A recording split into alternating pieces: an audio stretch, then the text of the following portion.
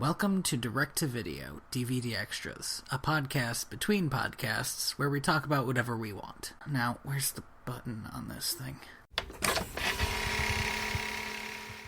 Oh, jeez. I'm sorry, sorry that our combined schedules are making us record at 1 a.m. I'll tell you what, though, this is when the energy gets up. This is when it gets real good. Oh, yeah. This is the witching hour. I think an hour ago was the witching hour, but okay. I mean, maybe 3 o'clock's the witching hour. I don't remember. Well, either way, like the witching hour is either here or past, and we have like participated in it. It's true. I did all my witching. Okay. So, okay, cool. On Thursday.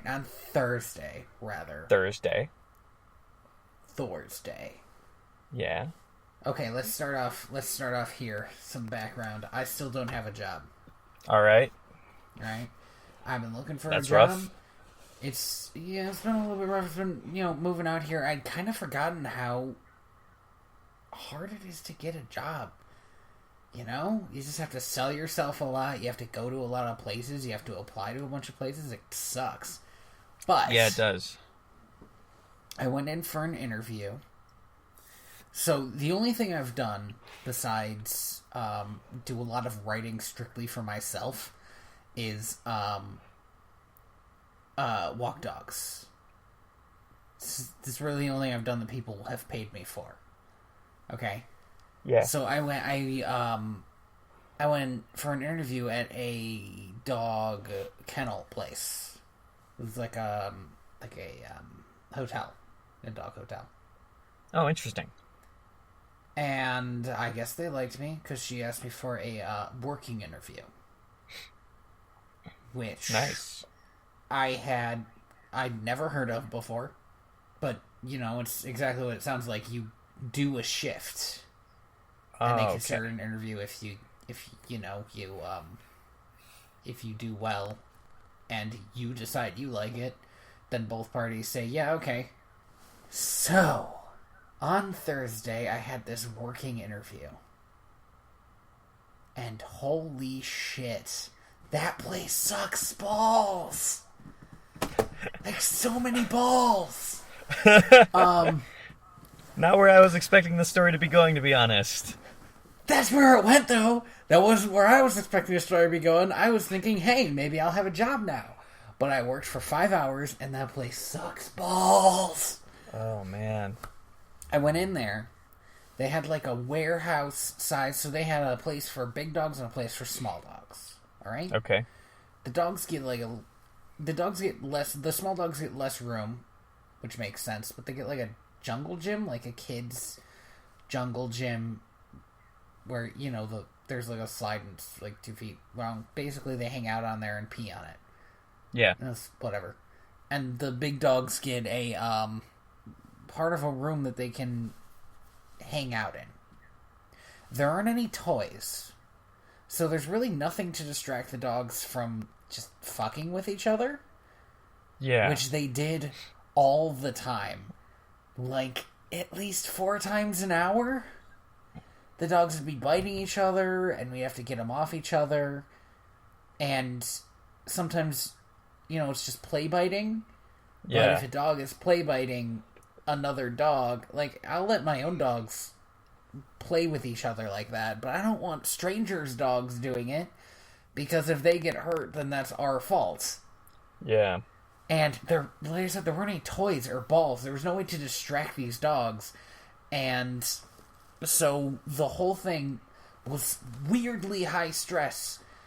Because there wasn't any like one-on-one time with the dogs. It was just getting these dogs away from each other, making sure they did not hurt each other. And also always making sure that as soon as a dog peed, you mopped it up. Yeah, that sounds exhausting. It was exhausting. Like, I'm sitting here in, like, mild horror. They peed and pooped everywhere. They were biting each other. There were, like, there's, like, a timeout place where you throw a dog occasionally for it to cool down. I went and I helped make the food for the overnight dogs. You know, they go into their kennels, and their actual like kennel area was like so weirdly nice. They had a television and a cot. And it was like, clearly this was what people were paying for, but it meant that, like, the actual room where they spent all their time was kind of bullshit. Yeah. And dogs don't need a TV and a cot. They really don't need either of those things. No. So they all had, like, their own food, you know, make sure the dogs don't have allergies, make sure you put the medicine with the food if the dog gets medicine, all that stuff. Yeah. That's the stuff that I would always be doing when I was walking the dogs, but not for like 50 of them at a time. So we fed the dogs, and also there was like a dishwashing part because they had clean all the bowls. All these bowls that need to be washed. Okay. And by the end of it, I thought basically you have to do the work of a busboy and a waiter, and also a janitor.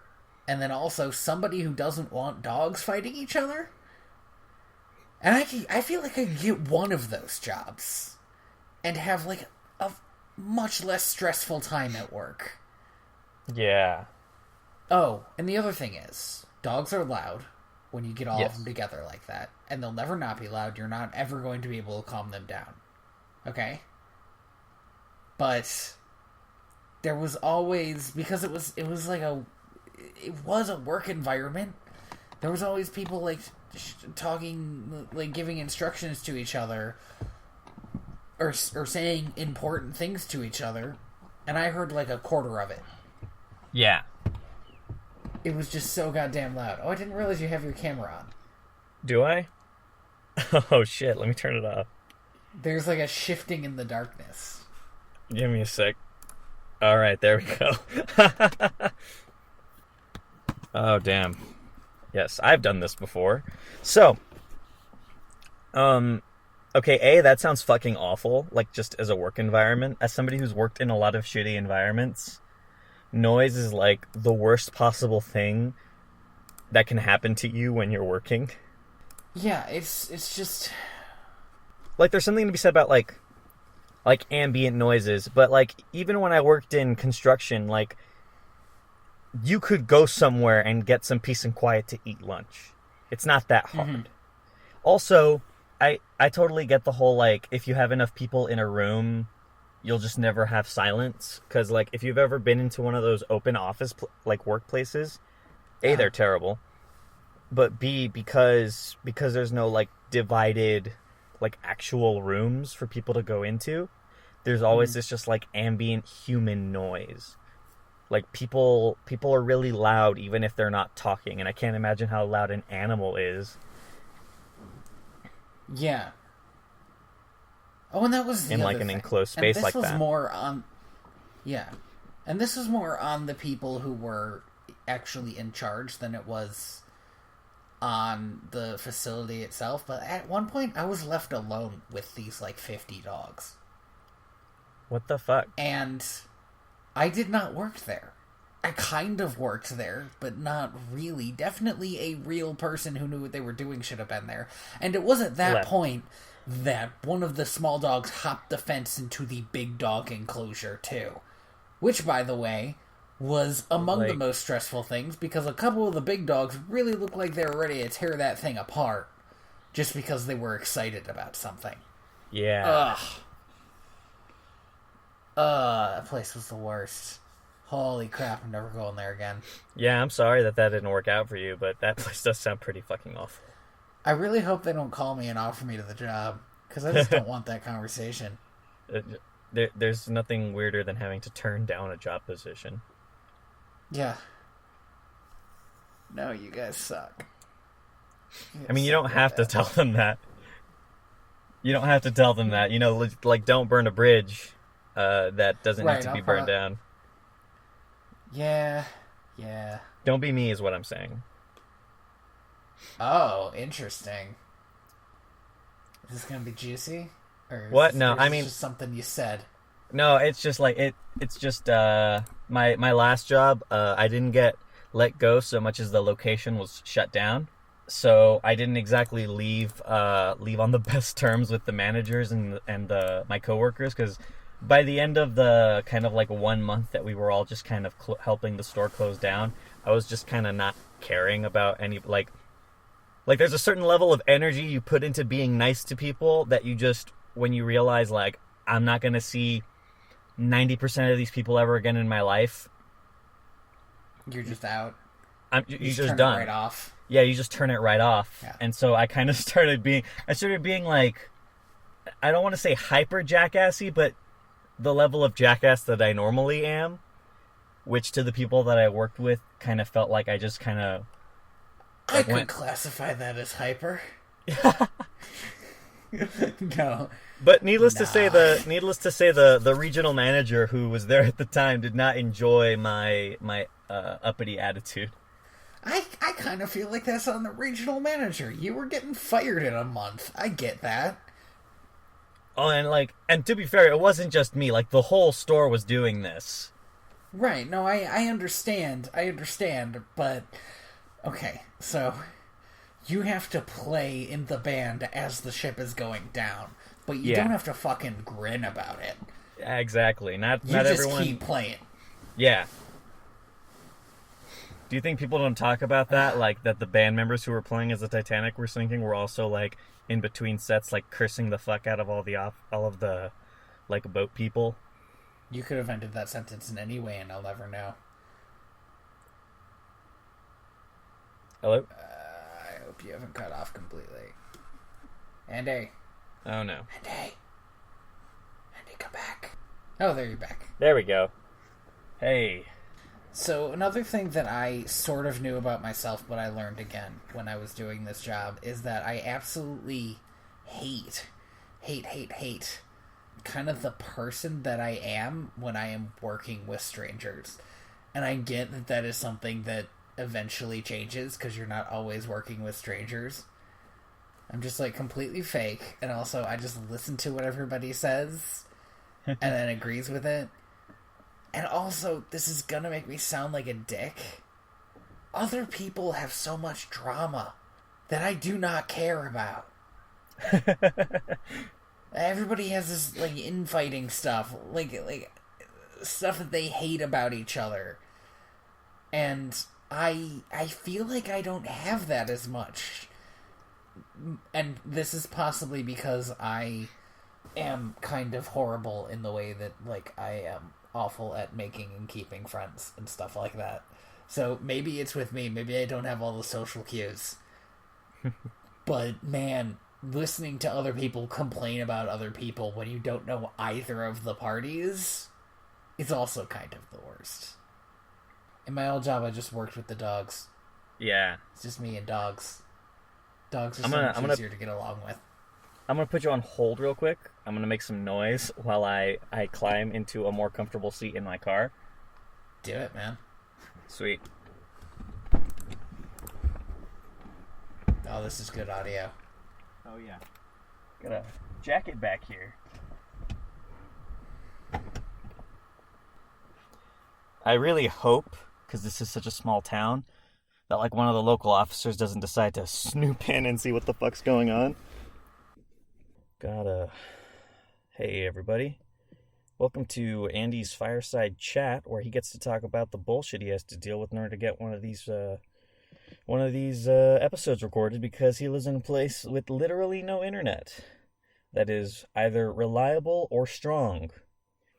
See, what happens is, skip that, leave there, is that now I have to switch from connecting with my laptop to the internet with connecting my phone. So I have to switch over all my headsets, but I still have to record on my laptop, because fuck yeah, I do that. That's way easier on me later. It's just kind of a shitty thing. Allow, join. Don't allow. Okay. Hey. There we go. Yeah. I'm back. Andy's back. I figured I could have my own cool solo project This would just be the me podcast. Oh no! See, I was actually talking myself to having a little fireside chat with the listeners. Nothing too saucy, just complaining about tech bullshit. Okay, because actually I was being super quiet to see if I could hear you come back on.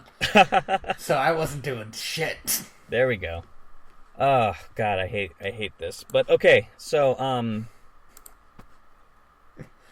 I'm more comfortable now. Good. It's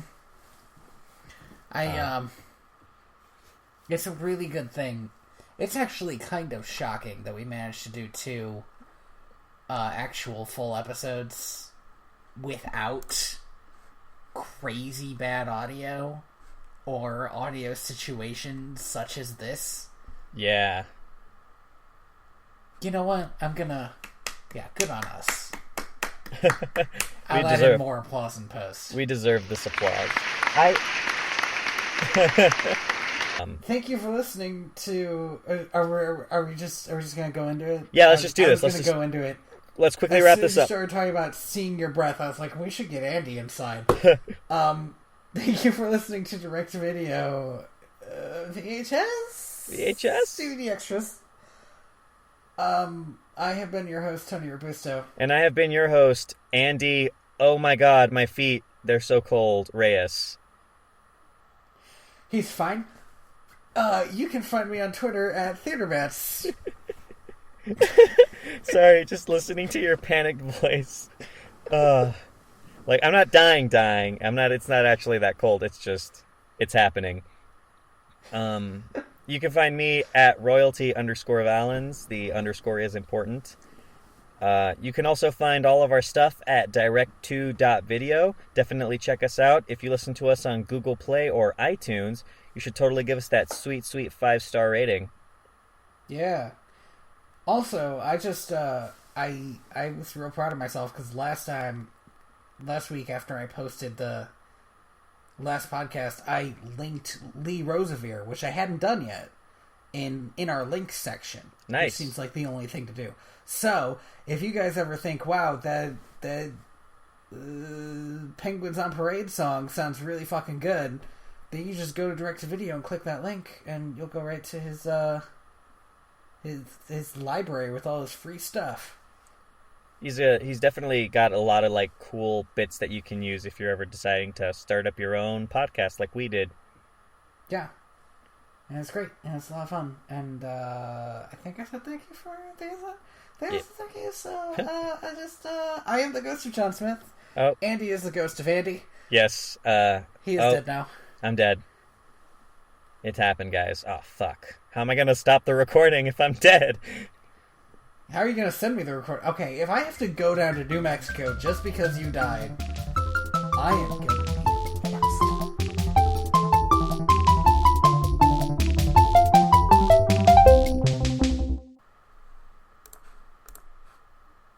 Everyone else has left the call. Okay, this is going to be so much fun syncing up. So much fun.